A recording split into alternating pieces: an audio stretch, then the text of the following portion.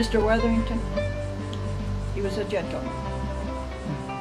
What did he do for a living? I don't remember, but he had money because they always lived in a nice house. Daddy liked him because he treated Grandmother Martin so good. He really treated her good. Give her a nice home to live in. They had things that she had plenty of dishes. I remember in her cupboard, and she always had food. And she had a nice living room, and she had a tall, real tall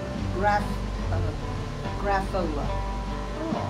And first she had the one with the round, and you turned it, you know, and you'd say, and then it'd get to play the music,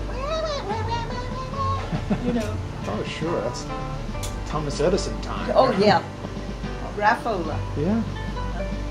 That's what it was. And we'd go to his house. There on the north of Lakeland, they lived on a huge piece of land, way down into the bayhead. You know what a bayhead is? Down, and then there'd always be a little brook. Oh. That's called the bayhead. Okay. But they lived good there. Sounds like it.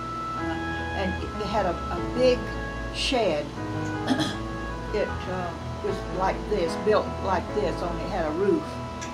It wasn't screened in. And it had a huge tub, an iron tub.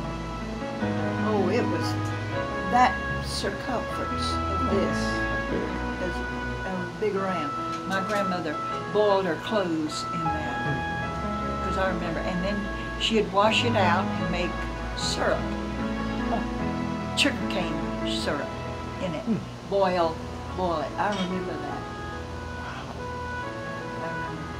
And I remember going to the,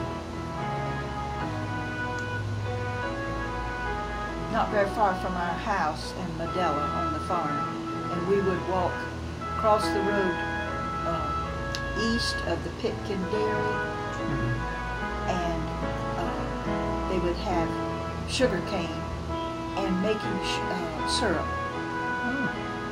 And people would come and get big cans of it and take it home. Probably didn't cost us hardly anything.